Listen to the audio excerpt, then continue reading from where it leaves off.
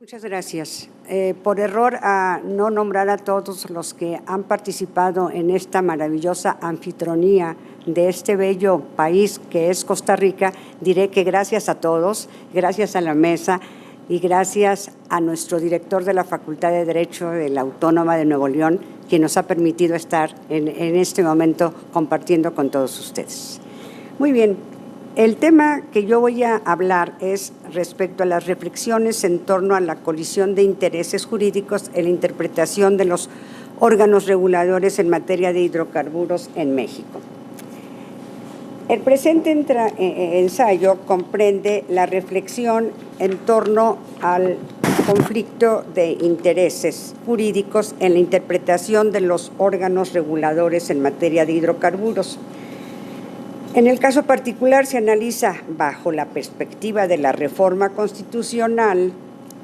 En su artículo 28 habla del fortalecimiento de la Comisión Nacional de Hidrocarburos y de la Comisión Reguladora de Energía, porque se transforman en órganos reguladores.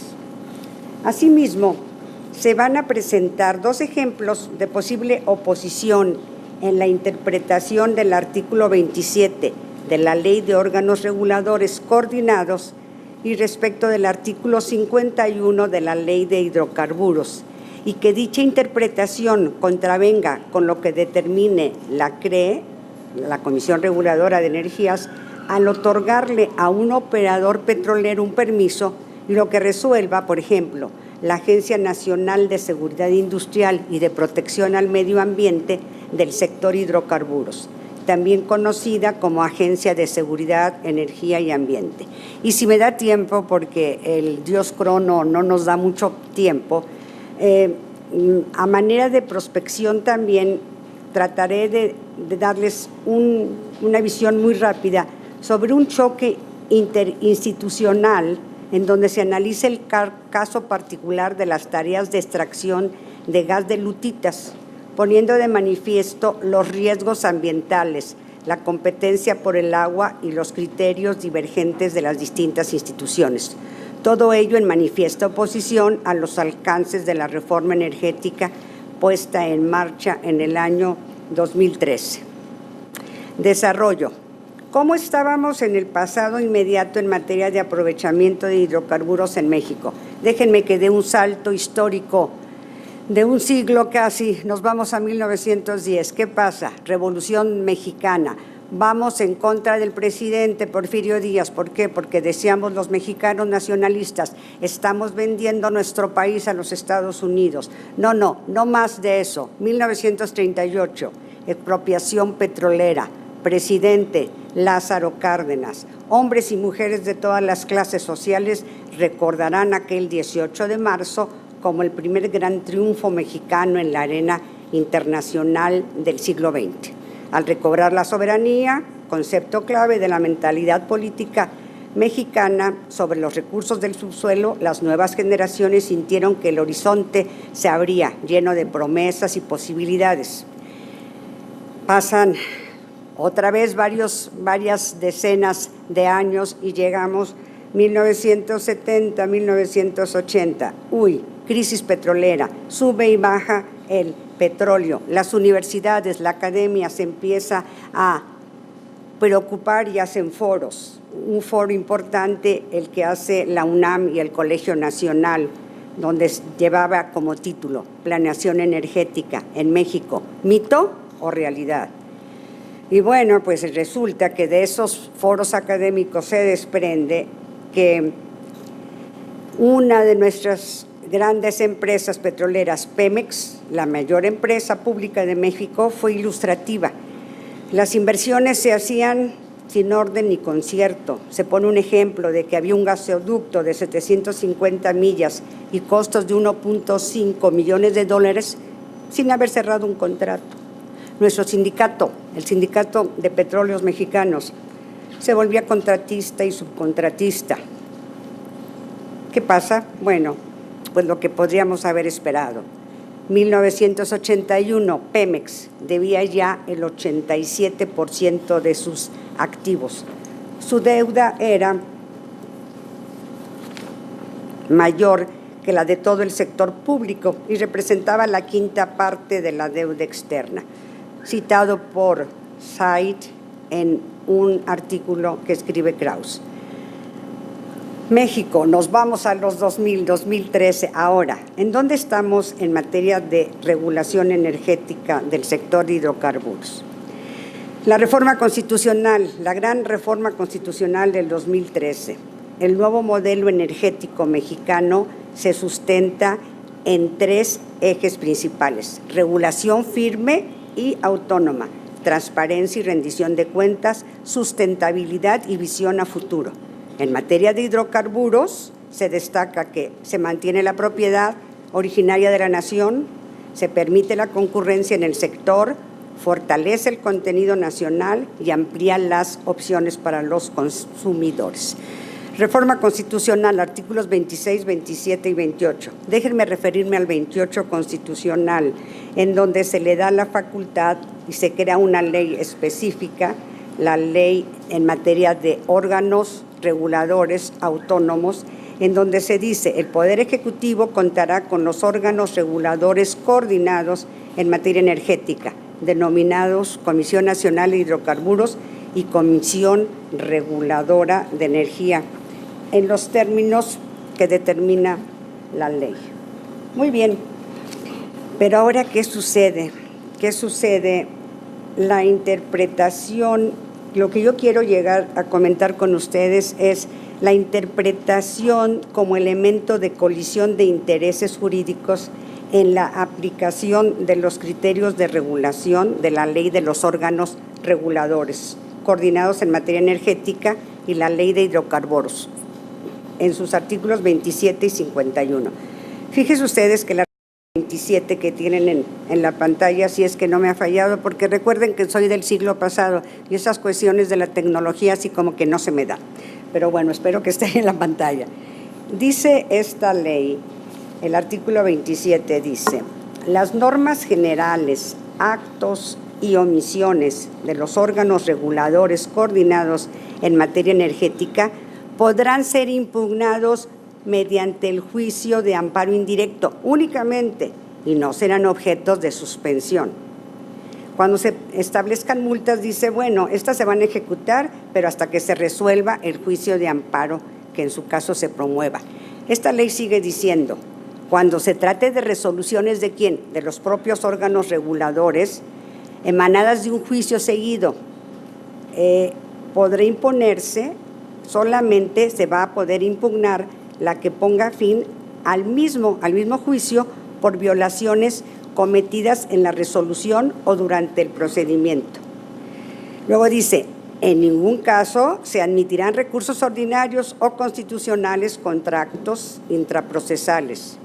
Y más adelante, para culminar con este gran artículo, dice: en las decisiones fundadas y motivadas que sean aprobados por los órganos reguladores coordinados en materia energética, ¡ay, qué nombre tan grandote!, no podrá alegarse un daño o perjuicio en la esfera económica por aquellos que realicen las actividades reguladas. Oh my God, perdón. Estaba yo escuchando a mi colega anterior, bueno, órganos reguladores, y ahora establecen todas estas situaciones conforme a la Constitución y conforme a la ley. ¿Y qué va a pasar con los operadores? ¿Y qué van a tener? ¿Van a temer? ¿No van a temer? Bueno, todavía no llegamos a conclusiones como las del Tribunal de Costa Rica, pero déjenme comentarles lo que yo considero que puede haber un riesgo de las tareas encomendadas a los dos órganos reguladores en materia de hidrocarburos.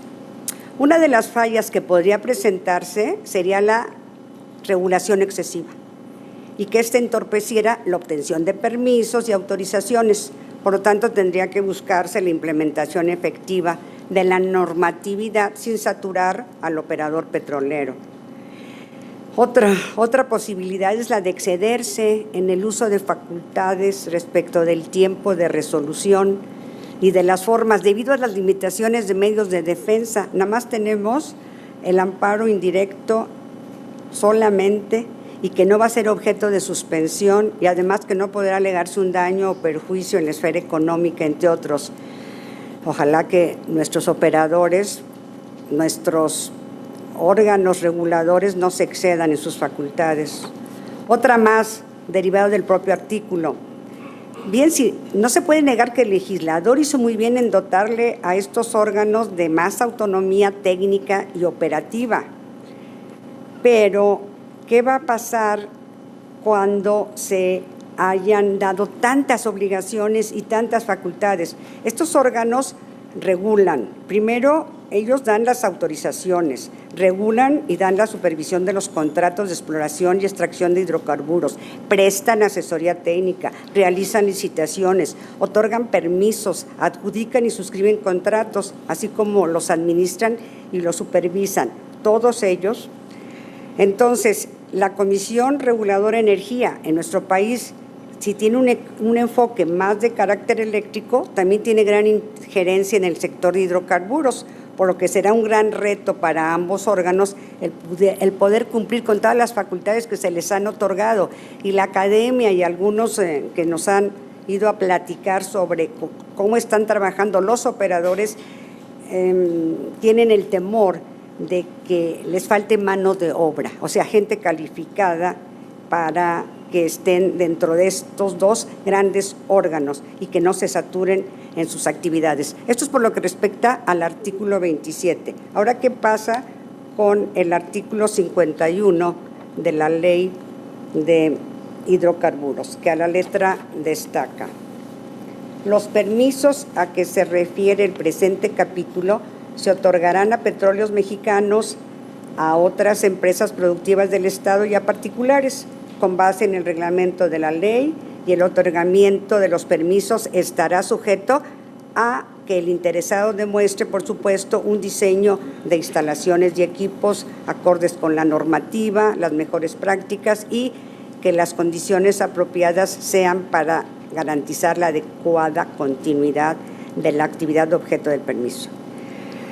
A manera también de prospección, se destacan los posibles riesgos que pudieran enfrentarse los operadores petroleros respecto de la colisión de intereses jurídicos en la interpretación de la SEA y la CRE.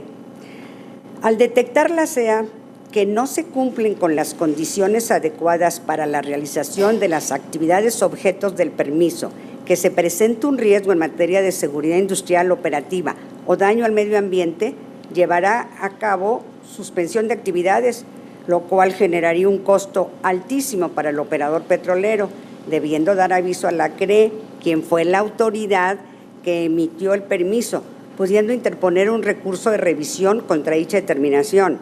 Pero recordemos que conforme a la ley de los órganos reguladores, la CRE fue la que emitió sus actos y sus permisos, y sus resoluciones son de una autonomía técnica, operativa y gestión, y además no se admite más que el juicio de amparo indirecto.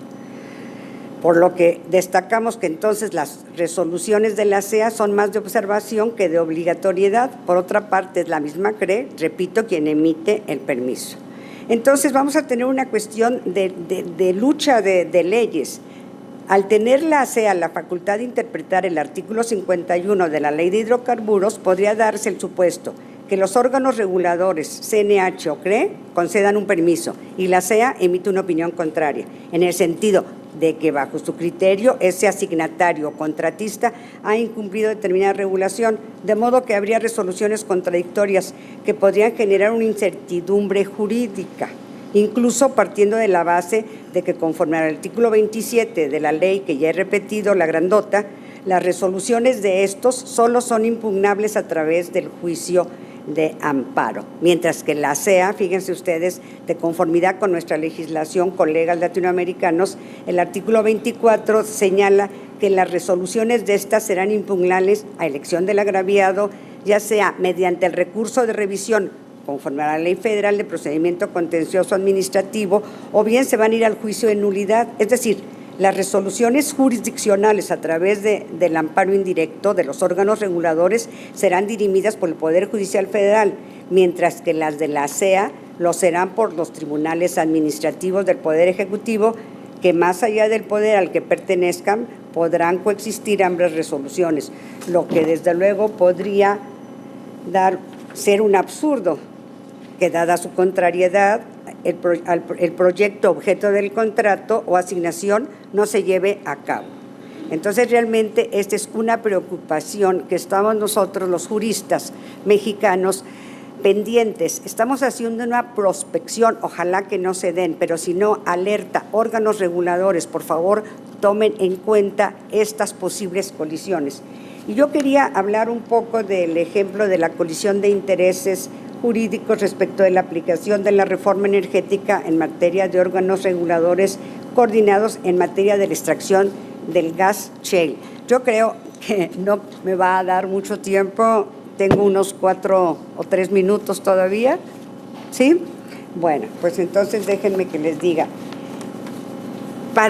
Esto es muy técnico, los ingenieros entienden estas cuestiones mejor que yo, sin lugar a dudas, pero se ha dicho, hay una persona que ha estudiado mucho este tema, que es una señora, Alejandra Bueno de Texas, que dice que realmente México tiene grandes posibilidades en la extracción del gas lutita, pero que tenemos una regulación jurídica tan diferente entre los Estados Unidos, que se han hecho ricos, millonarios, riquísimos en materia de la extracción de gas shale, y nosotros que tenemos muchas limitaciones. Tenemos que tomar en cuenta varias instituciones, una que se llama Semarnat, Secretaría del Medio Ambiente y Recursos Naturales, CONAGUA, Comisión Nacional del Agua, por supuesto, la Secretaría de Energía, por supuesto, la Comisión Nacional de Hidrocarburos, la Comisión Nacional de Energía, todas ellas, y la Agencia de Seguridad del Medio Ambiente y de que los operadores petroleros no vayan a dañar las reservas. Entonces, y además, la propiedad del suelo donde está el gas lutita, eso es de la nación. Entonces el Estado tiene que dar somos nosotros los dueños, ¿sí? Por eso las comisiones, los órganos están diciendo, sí, te doy el permiso, pero te tienes que poner de acuerdo con todas estas. Oye, pero el propietario, el de arribita, es otro. Ese señor puede ser un ejidatario, ¿sí? O puede ser un propietario. Y ellos necesitan agua. Y tú dices que necesitan miles y miles de litros para poder excavar y sacar gas lutitas. Entonces, va a ser una verdadera colisión de intereses. Si todas las involucradas como autoridades de carácter energético no se ponen de acuerdo. Todos queremos un mismo propósito, ¿sí? Que se desarrolle el sector energético, que México vaya arriba, pero tener mucho cuidado con estos choques jurídicos que pudieran darse. Y como una conclusión, yo diría, la norma energética en materia de hidrocarburos contiene aspectos muy significantes, pero procesales contradictorios. Por lo tanto, esto significará un retroceso o significa un retroceso a lo que la aludida reforma pretende. La propuesta concreta que deriva de dicho enfoque teórico es la especialización de los tribunales en México, ya que ello evitará que se genere inseguridad y falta de certidumbre jurídica en los procedimientos ordinarios en materia de energía, y que las autoridades administrativas apliquen criterios no regulados, así como que en su resolución dicho criterio ocupe un papel central por encima de la opinión del juzgador. Con todo ello, quiero decirles, estimados colegas, que al no existir tribunales en nuestro país especializados en materia energética, se hace necesario el planteamiento de establecer las bases de interpretación constitucional para que por medio del derecho procesal constitucional realmente se puedan dirimir las controversias constitucionales y acciones de inconstitucionalidad que pudieran presentarse por la interpretación y aplicación del marco regulatorio de hidrocarburos surgido de la reforma a la legislación energética, como ya he dicho, del pasado 20 de diciembre de 2013. El conocimiento de las normas procesales para nosotros los abogados, los juristas, es un deber ético y profesional de todo especialista del derecho, ya que partiendo de la participación de la etapa procesal de un litigio y habiéndose definido la litis en el juicio de su conocimiento, deberá establecerse cuáles de los hechos controvertidos son susceptibles de interpretación y por ende requerirán de un amplio dominio de la materia para el desahogo de la etapa procesal respectiva. O sea, hay que conocer más derecho. Jueces, juzgadores, juezas, magistrados, especialistas en la área tienen que capacitarse para que al interpretar realmente vayan a un espíritu real de lo que quiso hacer la reforma energética y que los operadores ahora, los que están viniendo a México, realmente sientan una seguridad jurídica y no una inseguridad. Muchas gracias.